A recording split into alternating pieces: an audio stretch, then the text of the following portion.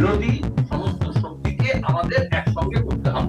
এই অবস্থায় কংগ্রেস বলছে যে তারা এককভাবে আসন্ন 2026-এর নির্বাচনে লড়াই করবে। এখানে সিপিএম কে চাই না, এখানে বামফ্রন্ট কে চাই না, এখানে আইএসএফ কে চাই না, বা এখানে হুমায়ুন কবিরকেও চাই না। নওশাদ সিদ্দিকী তার যে জোট সংবিধান বাঁচাও মঞ্চ, আমাদের লক্ষ্য হচ্ছে ঐক্যবদ্ধ হয়ে লড়াই করতে হবে। জোট কোন দিকে এগোবে তা এখনো পর্যন্ত চূড়ান্ত হয়নি।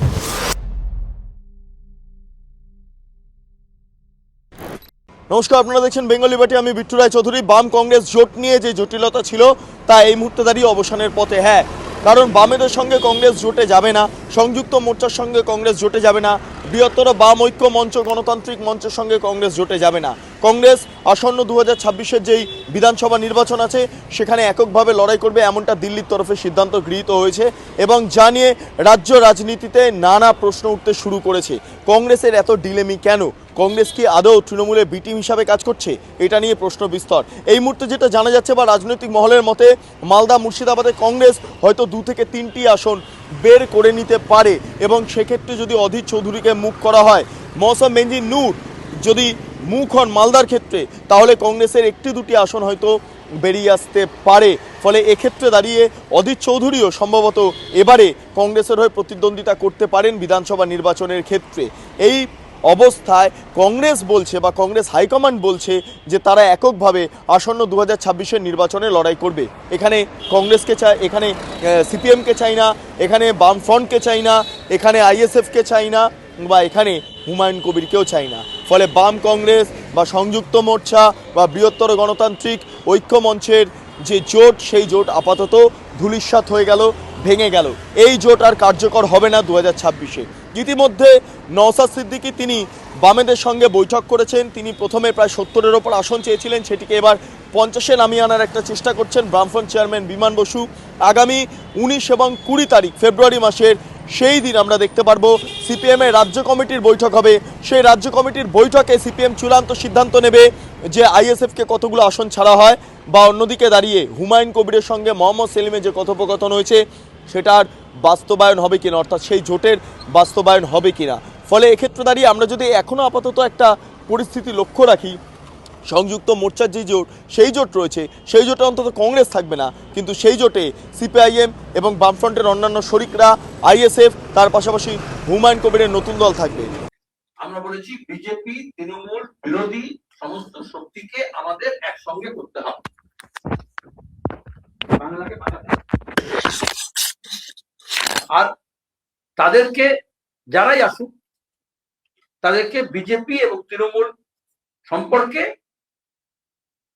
তাদের অবস্থান স্পষ্ট করতে হবে, তাদেরকে জিজ্ঞেস করতে হবে। আর 3 হচ্ছে সবাইকে যে ভোটে দাঁড়াতে হবে, প্রার্থী হতে হবে, ভোট নিতে হবে, আসল সম্পর্ক তা নয়। ব্যক্তি, গোষ্ঠী, দল, যে দল নির্বাচনে অংশগ্রহণ করে না, তাদের আমরা বলছি বাংলা বাঁচাতে হলে সবাইকে এক জায়গায় আসতে হবে। একটা নয়া ফাঁসিবাদী আক্রমণ হচ্ছে, এখানে আরএসএস তৃণমূলের মুখোশ পরে কাজ করছে।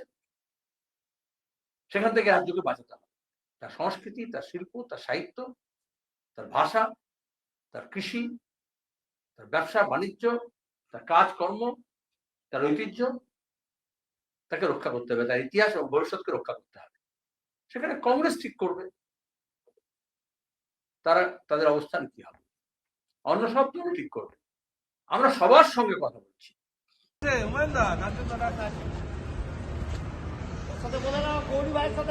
বামেদের সঙ্গে যে জোটের প্রসঙ্গ বারবার উঠে আসছে, মোহাম্মদ সেলিমের সঙ্গে আপনার সাক্ষাৎ হয়েছে, কি ফল হলো শেষ পর্যন্ত, হবে কি হবে না? সেটা সময় কথা বলবে, একটু সময় দিতে হবে। হ্যাঁ, প্রাথমিকভাবে 15ই ফেব্রুয়ারি অবধি একটা চিত্র পরিষ্কার হওয়ার কথা। যদি আরও 2-5 দিন সময় কেউ ডিলে করে বা কোনো সময় চাই, তো ফেব্রুয়ারি মাসের 20 তারিখের মধ্যে নিশ্চয়ই সব কিছু পরিষ্কার হবে। অন্যদিকে দাঁড়িয়ে নওশাদ সিদ্দিকী তার যে জোট, সেই জোটের নাম ইতিমধ্যে আমরা যেটা জানতে পাচ্ছি সংবিধান বাঁচাও মঞ্চ। সেই সংবিধান বাঁচাও মঞ্চতে একাধিক বিভিন্ন দল রয়েছে, বিভিন্ন রকম আমরা দেখতে পাচ্ছি মুসলিম লীগ সহ বিভিন্ন আদিবাসী পার্টি, সেই সমস্ত দলগুলো রয়েছে। নওশাদ সিদ্দিকী তাদেরকেও আসন ছাড়বেন মালদা, মুর্শিদাবাদ ইত্যাদি জায়গাতে দাঁড়িয়ে।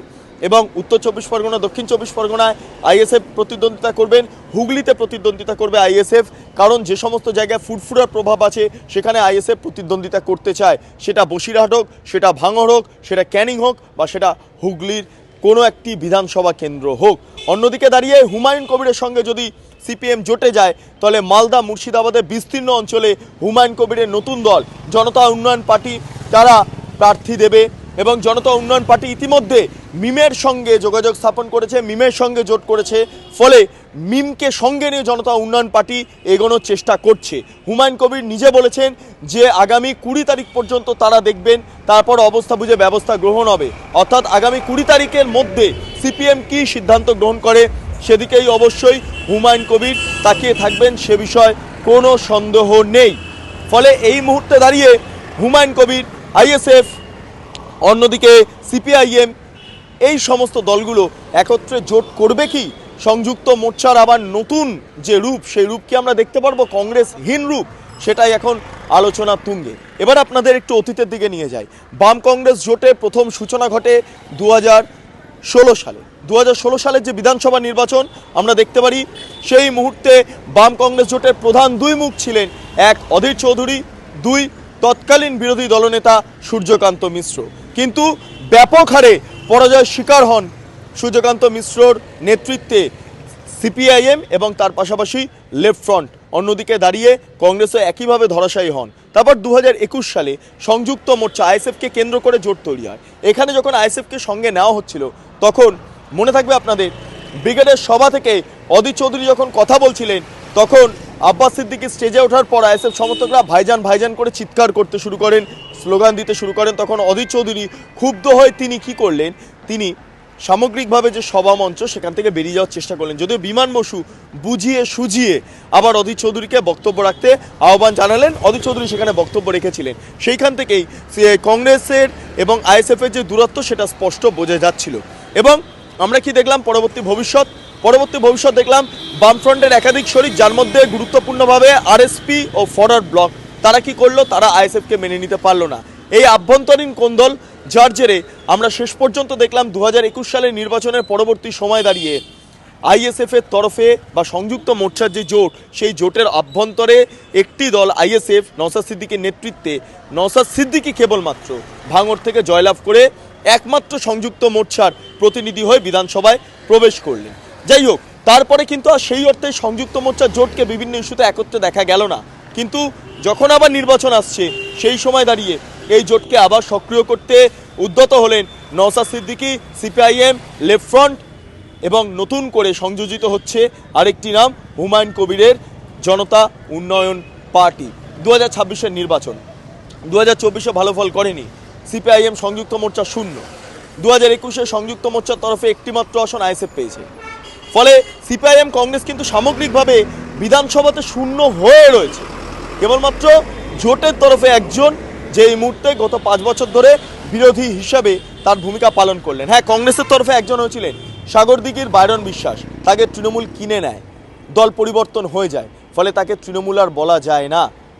এবার ঘটনা হলো যে আসন্ন 2026-এর নির্বাচনে আদৌ কি কংগ্রেসহীন এই সংযুক্ত মোর্চা হুমায়ুন কবিরকে নিয়ে, নওশাদ সিদ্দিকীকে নিয়ে, লেফট ফ্রন্ট এবং তার পাশাপাশি অন্যান্য বিভিন্ন গণতান্ত্রিক দলগুলোকে একত্রে নিয়ে কি আদৌ পারবে কংগ্রেসহীন সংযুক্ত মোর্চা নির্বাচনে প্রতিদ্বন্দ্বিতা করতে সঠিকভাবে, এবং তার পাশাপাশি 21 সালের মতোই তার চেয়ে বেশি এই সংযুক্ত মোর্চার কোনো প্রতিনিধি বিধানসভাতে প্রবেশ করাতে, জিতিয়ে আনতে ভোটের মাধ্যমে?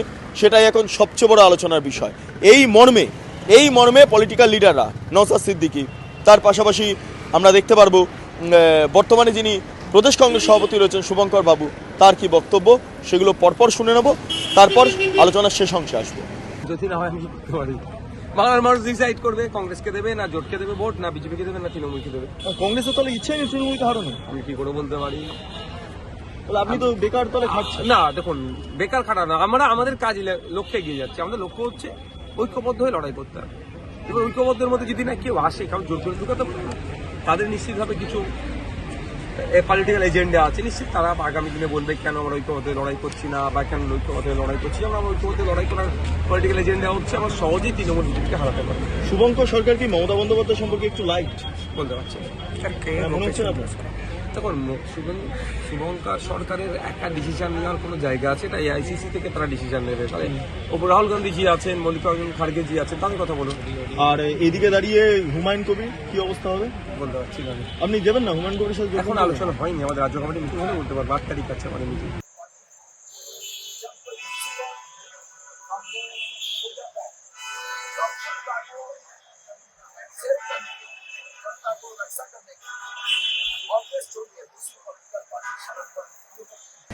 আমরা শুনলাম শুভঙ্কর সরকার এবং নওশাদ সিদ্দিকীর বক্তব্য।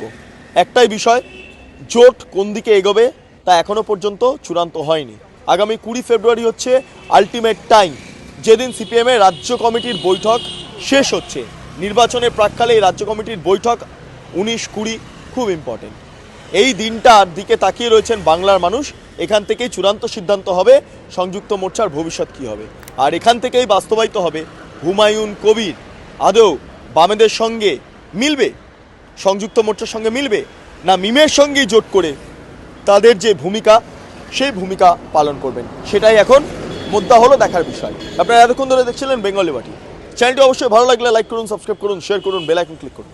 www.bengalibati.com, সেখানে ক্লিক করুন। সমস্ত খবর আপনাদের জন্য সাজানো রয়েছে। স্বাধীন, কাঁচিন এবং গেরিলা সাংবাদিকতার পাশে দাঁড়ান। অসংখ্য ধন্যবাদ।